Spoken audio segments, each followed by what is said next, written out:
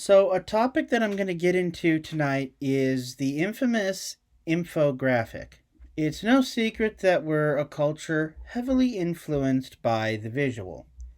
This can be seen in the rise of various social media platforms such as Instagram, and the fact that you can now have almost whole entire text messages, if not conversations, using emojis. So the infographic is designed to be this quick jolt that immediately shocks your senses and gets you to suspend some critical thought here. And this article actually came to me via a buddy of mine, a very close friend, and I don't know if he knew my first job was working at McDonald's or not, but it's from The Atlantic. Little bit of background on The Atlantic. I sometimes agree with their endpoints and the messages they have. I don't always agree with the logic or how they get there. But let's look at the start of this. This is written in 2013, and so McDonald's can't figure out how its workers survive on minimum wage. Now, right away, we dip in and say, does this article prove that that headline is true? And in my mind, it actually does not prove it's true, but that's not really going to be the focus. The infamous graphic is. Now, before we even get into that, this picture right here, which I'm going to refer to as the infograph, even though it might not actually be considered an infograph. So, is you follow these links, you get this webpage. Hey, we're talking about something that was up a decade ago. And then you actually are taken to this web page by the other link, which does not provide you any evidence that this is indeed that this is material that was produced by the McDonald's Corporation. And even if there was proof that some McDonald's did generate, are we talking the corporate stores or the franchise stores or whatnot?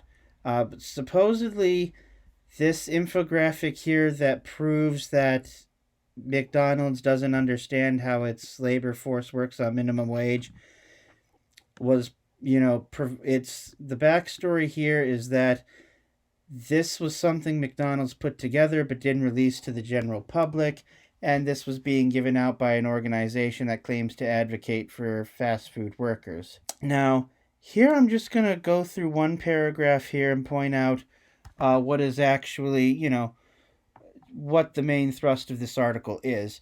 So, as Jim Cook at Irregular Times notes, the $1,105 figure up top is roughly what the average McDonald's cashier earning $7.72 an hour would take home each month after payroll taxes if they worked 40 hours a week. So this budget applies to someone just about working 2 full-time jobs at normal fast food pay. And in here it has the federal minimum wage is just $7.25 an hour.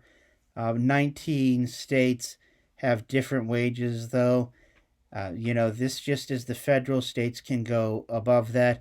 But there are loopholes here that this article doesn't get into that go, that can make you go even below that for minimum wage. But I'm not going to get into that. It'd take too much time. So let's first see if what they're saying is at all remotely true. First off, I'd just like to say we failed to have a primary source for this. Both web pages I pulled up in a supposed Facebook version are not actually there. So that makes me suspect alone. But let me just pull up the photo in and of itself here. Okay, so first of all, we see that it is devoid of any of the classic golden arches. I've been trying to make out what these sort of watermarks here are, and to me they seem to be portions of a dollar bill, especially this one right here. But in the middle we see the word sample. So what this might have been is somebody might have wanted this graphic put together because, obviously McDonald's is the first job a lot of people get. First job I ever had and kept it for 3 years. Actually, it's the job I have kept for the second longest period of time, not counting my stint of 4 years in the Navy. And so this to me does look like something not so much McDonald's, but a middle school or high school teacher might give out to students to help them budget, and I say teenagers need help budgeting, but to be honest with you, I'm an adult, I'm 40, and sometimes I need help budgeting. So This might have just been, hey, make this graph. And as far as these values here go, whoever was assigned to create this might have just put this in based on their own knowledge. But first, let's just look at this critically. It says that this means McDonald's is budgeting for somebody working 80 hours a week. Well, no, income can also be slang for anybody in a household unit that has a job. Some families are single income, some are, that's where you got the breadwinner.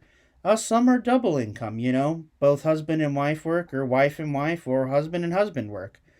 And sometimes you get couples who aren't married but live together and contribute into each other's funds and stuff like that. So that's all that could really mean. And yes, sometimes McDonald's does employ couples. I've worked alongside married couples before.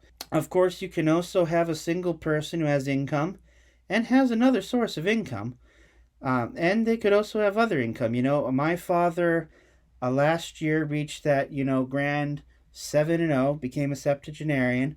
And, he could easily have his income be his pension right here. And for his other income right here, he could have that be his Social Security.